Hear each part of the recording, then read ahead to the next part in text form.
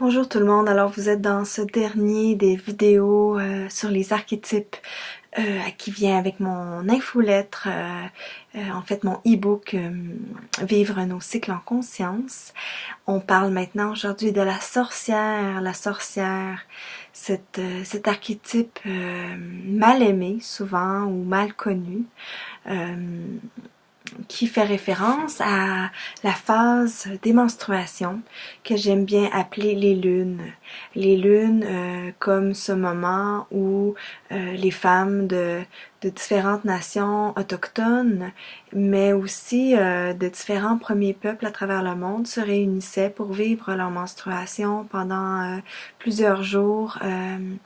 Et dans lesquelles elles pouvaient ainsi passer la culture, les grands-mères pouvaient enseigner la culture aux jeunes filles, aux jeunes femmes, les traditions et aussi créer de l'artisanat qui allait constituer l'artisanat échangé pour les saisons estivales. Donc, un espace où les grands-mères et les jeunes filles qui n'avaient pas leur menstruation allaient porter la nourriture aux femmes de sorte qu'elles n'aient pas à cuisiner elles-mêmes. Donc, un temps important, très important et qui maintenant, comment dire, est loin d'être vécu de cette façon-là. Hein? Alors, les menstruations aujourd'hui, soit c'est considéré comme impur, par certaines cultures, parfois ces mêmes cultures-là qui honoraient les loges de lune ou les tentes rouges, soit c'est simplement considéré comme un moment comme un autre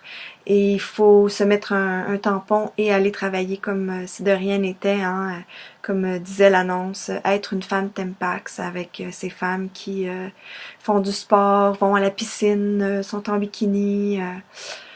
Donc, pas beaucoup d'espace pour comprendre vraiment ce qu'est l'énergie de cette phase de la sorcière.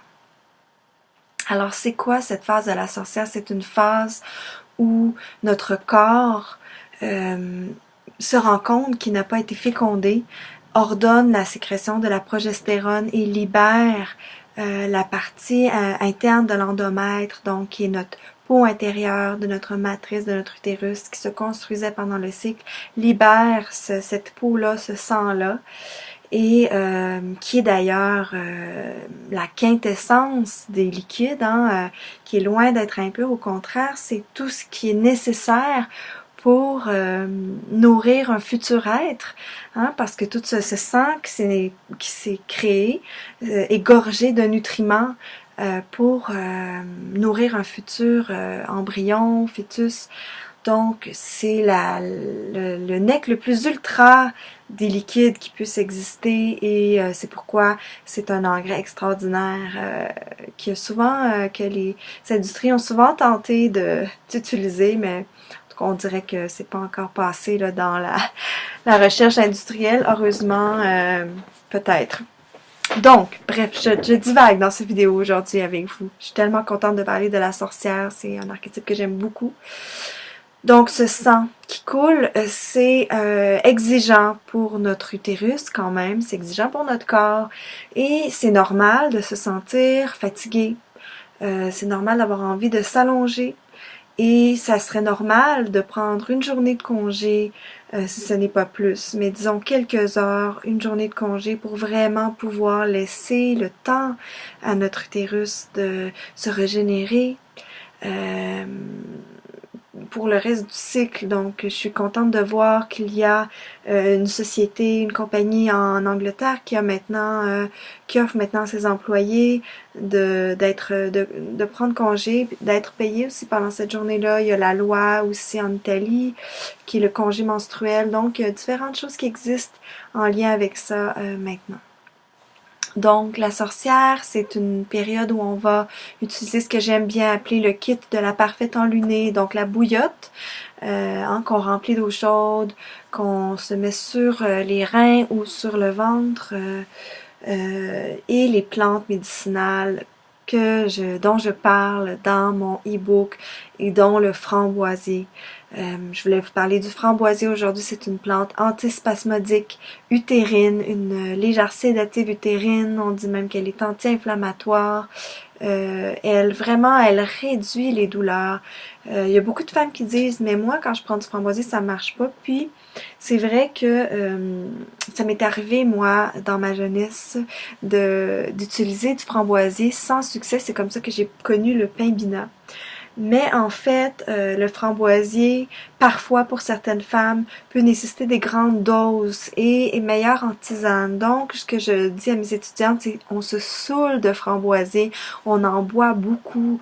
On prend un pot en vitre de 750 ml, 1 litre, pot maçon ou pot qu'on appelle ici au Québec, je sais pas comment, Bernardin, je sais pas, c'est la compagnie, je sais pas comment ça s'appelle en France, aux États-Unis, mais un pot qu'on remplit de framboisier.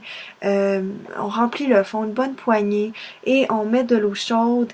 Quand il n'y en a plus d'eau chaude, on remet un peu de framboisier, on remet de l'eau chaude et on fait ça comme ça, 2 pots, 3 pots si on est capable dans la journée. Vous allez voir après quelques heures, c'est certain que pour les femmes qui ont des crampes menstruelles, ça diminue. Et les femmes qui en ont pas, c'est juste tellement bon pour l'utérus. Ça lui fait comme un gym, ça lui fait comme un spa. Donc, c'est à la fois un gym et un spa parce que ça tonifie l'utérus. Donc, ça vient vraiment aider les cellules de l'utérus à se régénérer et en même temps, ça vient relaxer l'utérus. Donc, c'est vraiment super plante pour la sorcière. Il y a une plante aussi que j'aime beaucoup qui pousse en Amérique du Nord qui s'appelle le pimbina, le viorne pimbina. Dont l'écorce, on appelle l'écorce en anglais cramp bark, donc écorce à crampe. C'est les femmes autochtones, encore une fois, qui nous ont fait découvrir cette merveilleuse plante. Et on va l'utiliser pour les crampes menstruelles aussi, pour prévenir les fausses couches aussi, parce que c'est une autre antispasmodique utérine.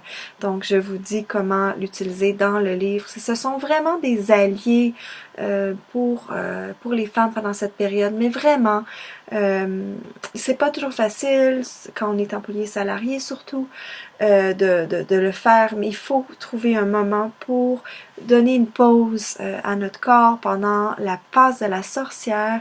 On peut prendre notre cahier de lune et faire notre bilan du mois, de voir ce qu'on a accompli, ce qu'on souhaite accomplir, les visions qu'on a reçues pendant la visionnaire. Donc, je vous souhaite vraiment de découvrir la médecine de la sorcière, de la femme sage, de la loba, celle qui sait planter la graine, celle qui sait s'arrêter, résister à la folie de l'hypermodernité qui nous pousse à aller toujours plus vite et ralentir le rythme de notre vie. Donc, bonne découverte.